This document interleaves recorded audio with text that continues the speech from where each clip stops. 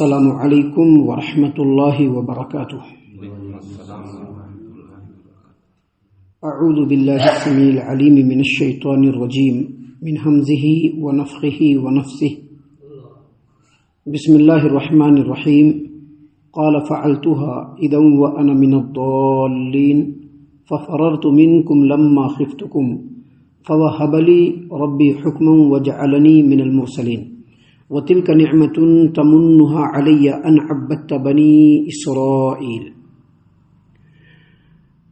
محترم سامعین اکرام، سورۃ الشعراء سورہ نمبر 26 اور اسی سورت سے آیت نمبر 20، 21، 22 یہ تین آیات ابھی آپ کے سامنے تلاوت کی گئی۔ سامعین اکرام، سیدنا موسیٰ علیہ السلام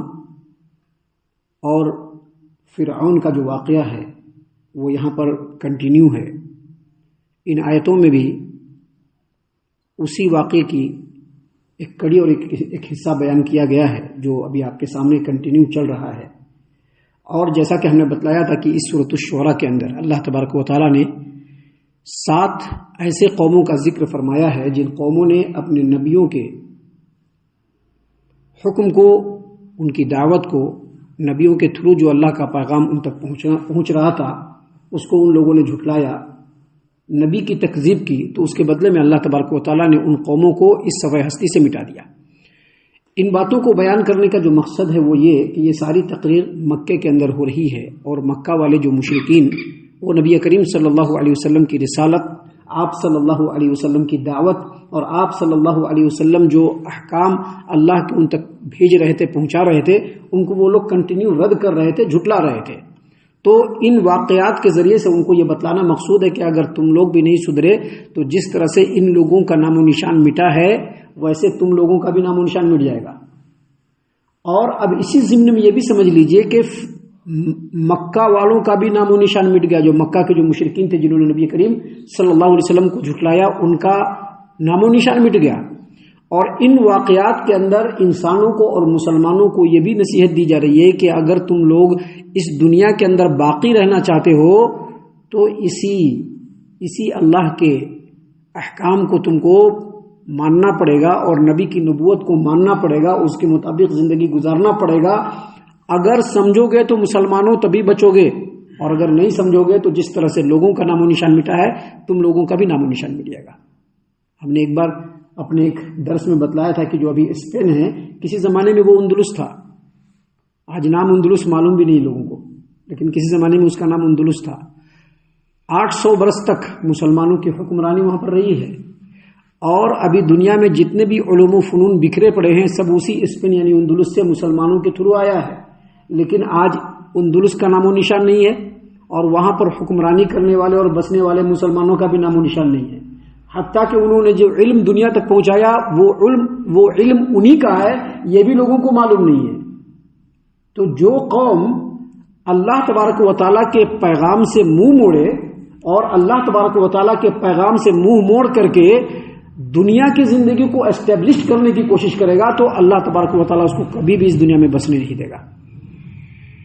تو یہی پیغام اللہ تبارک و تعالیٰ یہاں پر بتلا رہا ہے، اور اسی ضمن میں سب سے پہلے سیدنا موسیٰ اور فرعون دونوں کا ذکر خیر شروع ہوا۔ پھر موسیٰ علیہ السلام کا ذکر خیر شروع ہوا، اور فرعون کا جو تباہی اور بربادی ہے اس کو اللہ تبارک و تعالیٰ نے یہاں پر بتلایا۔ جیسا کہ کل بتلایا تھا کہ اللہ تبارک و تعالیٰ نے سیدنا موسیٰ علیہ السلام کی دعا اور ان کی التجا کو قبول کر کے ان کے بھائی کو ان کے ساتھ نبی بنا کر کے فرعون کے دربار میں بھیجا، اور کہا کہ جاؤ پہلے اس کو دعوت توحید دینا اور کہنا کہ بنی اسرائیل جو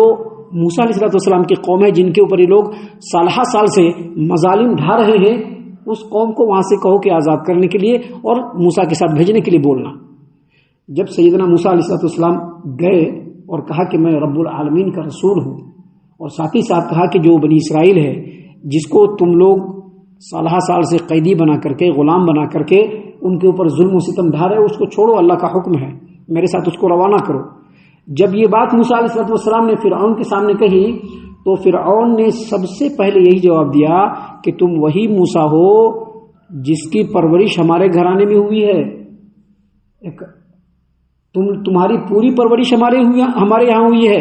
تمہاری جوانی کے کچھ حصے بھی ہمارے ہاں گزرے ہیں، تمہارے رگ رگ سے ہم لوگ واقف ہیں، اور میری قوم کے ایک آدمی کو تم نے قتل کر کے وہاں سے راہ فرار بھی اختیار کیا، تم ہمارے مجرم بھی ہو، اور آج آ کر کے نبوت کا ڈھونگ رچا رہے ہو، ہم کو آنکھیں دکھلا رہے ہو۔ جب یہ سارے ایلیگیشنز فرعون نے موسیٰ علیہ السلام پر لگائے تو موسیٰ علیہ السلام نے سب سے پہلے جس بات کا جواب دینا ضروری سمجھا وہ یہ کہ جو ان سے قتل ہو گیا تھا غلطی میں، پہلے انہوں نے اس کے بارے میں اپنی طرف سے ایکسپلینیشن دیا۔ دیکھیے اللہ تبارک و تعالیٰ نے کیا فرمایا، موسیٰ نے کہا، قال، اللہ نے فرمایا کہ موسیٰ نے کہا، قال فعلتها اذا وانا من الضالین، اس وقت وہ کام مجھ سے بھول چوک سے ہو گیا تھا۔ اور پھر کہا ففررت منکم لما خفتکم، اور میں جو بھاگ گیا تھا تمہارے ڈر سے بھاگ گیا تھا۔ فوہب لی ربی حکما وجعلنی من المرسلین، اور پھر بعد میں میرے رب نے مجھے حکمت عطا فرمائی اور مجھے رسول بنایا۔ یعنی سب سے پہلے یہ جواب دیا کہ جو قتل مجھ سے ہوا تھا، یقیناً میں مانتا ہوں کہ مجھ سے قتل ہوا تھا، لیکن وہ قتل جان بوجھ کر کے نہیں ہوا تھا، وہ قتل تمہارے قوم کے آدمی کا تھا، قبطی قوم کا تھا۔ جو قتل ہوا تھا میں نے جان بوجھ کر کے نہیں بلکہ قتل خطا واقع ہو گیا تھا، نہ میرا ارادہ تھا اس کو مارنے کا، اور نہ ہی مارتے وقت میرے ہاتھ میں ایسا کوئی ہتھیار تھا جس سے انسانوں کو قتل کیا جا سکے۔ ہاں اتنا ضرور ہوا تھا کہ میری قوم کے ایک آدمی کے اوپر تمہارے اس قوم کا وہ آدمی ظلم و ستم ڈھا رہا تھا، مظالم ڈھا رہا تھا۔ سبتی قوم کا آدمی میری قوم کا آدمی تھا، سبتی قوم جو تمہارے قوم کا آدمی تھا، سبتی میرے قوم کا آدمی تھا، اور قبطی تمہارے قوم کا آدمی تھا۔ اس نے میرے قوم کے آدمی پر ظلم و ستم ڈھانا شروع کیا، تو میرے قوم کے آدمی نے مجھ کو مدد کے لیے بلایا۔ میں نے غور کیا تو پتہ چلا کہ تمہارا قوم کا آدمی ظالم ہے اور میری قوم کا آدمی مظلوم ہے، تو میں نے مظلوم کی حمایت میں ہاتھ اٹھایا، صرف ایک مکہ مارا اور وہ مر گیا۔ اب رہا بھاگنے کی بات، تو مجھ کو لوگوں نے بتلایا کہ اس کے مر جانے کے بعد تم لوگوں نے میرے قتل کا پروگرام بنا لیا۔ جب تم لوگوں نے میرے قتل کا پروگرام بنایا تو بھاگنے میں ہی مجھ کو عافیت محسوس ہوئی۔ پورا واقعہ سورۃ القصص کے اندر اللہ تبارک و تعالیٰ نے تفصیل سے بیان کیا ہے، جو انشاءاللہ ہم وہاں پر بھی آپ کے سامنے پیش کریں گے۔ اللہ تبارک و تعالیٰ کے کلام کے سانچے میں جو اللہ نے اپنے الفاظ میں بتلایا ہے اس پورے واقعے کو ہم انشاءاللہ وہاں پر بھی بتلائیں گے، لیکن یہاں پر اللہ تبارک و تعالیٰ نے یہ فرمایا کہ موسیٰ علیہ السلام نے اس طرح سے اپنی طرف سے ایکسپلینیشن دیا کہ اگرچہ غلطی ہے، لیکن یہ غلطی، اگرچہ یہ گناہ ہے لیکن یہ غلطی سے ہے، قتل خطا ہے، یہ قتل عمد نہیں ہے، جان بوجھ کر کے قتل نہیں کیا گیا، اور میں وہاں سے بھاگ گیا۔ سامعین کرام، اس کے بعد سیدنا موسیٰ علیہ السلام نے کہا کہ تم لوگ جو کہہ رہے ہو کہ میں آج تم لوگوں کے سامنے نبوت کا ڈھونگ رچا رہا ہوں، پہلے کبھی ایسا نہیں کہا، تو اس کی وجہ یہ ہے کہ جب میں یہاں سے بھاگ کر کے چلا گیا تو مدتوں بعد میرے رب نے مجھ کو چنا اور مجھ کو رسول بنایا، اور رسول بنا کر کے کہا کہ موسیٰ فرعون کے پاس جاؤ، فرعون بڑا سرکش ہو گیا ہے، اپنے آپ کو رب اعلیٰ کہتا ہے اور بنی اسرائیلیوں پر زمانے سے ظلم کر رہا ہے، اس کی اصلاح کرو۔ سامعین کرام، اللہ تبارک و تعالیٰ نے اسی بات کو یہاں پر بیان فرمایا کہ موسیٰ نے کہا فعلتها اذا وانا من الضالین، وہ کام اس وقت مجھ سے بھول چوک سے ہو گیا تھا۔ ففررت منکم لما خفتکم، اس وقت میں تمہارے ڈر سے بھاگ گیا۔ فوہب لی ربی حکما وجعلنی من المرسلین، پھر میرے رب نے مجھے حکمت عطا فرمائی اور مجھے رسول بنایا۔ اتنی بات بیان کرنے کے بعد سیدنا موسیٰ علیہ السلام نے آگے کہا وَتِلْكَ نِعْمَةٌ تَمُنُّهَا عَلَيَّ أَنْ عَبَّدْتَ بَنِي اسرائیل، اور جو احسان تم مجھ پر جتلا رہے ہو، جو تم مجھ پر احسان کیا احسان جتلایا؟ جیسے ہی موسیٰ علیہ السلام نے جب اللہ کا پیغام اس کے پاس بھیجا، توحید کا پیغام اس کے پاس پیش کیا اور کہا کہ رب اعلیٰ صرف اللہ تبارک و تعالیٰ ہے اور بنی اسرائیل کو تم آزاد کرو، تو اس کا دلیلوں کی روشنی میں جواب دینے کے بجائے سب سے پہلے احسان جتلانا شروع کر دیا۔ کیا کہا اس نے؟ کہا کہ تم تو وہی موسیٰ ہو جس کی پرورش میرے گھر میں ہوئی ہے، ہم لوگوں نے تمہاری پرورش کیا ہے، پورا بچپن میرے یہاں گزرا، میرے یہاں کھاتے پیتے رہتے سہتے، اور جوانی کا ایک حصہ بھی ہمارے یہاں گزارے ہو۔ تو کہا اللہ کے رسول موسیٰ علیہ السلام نے کہ جو تم مجھ پر احسان جتلا رہے ہو،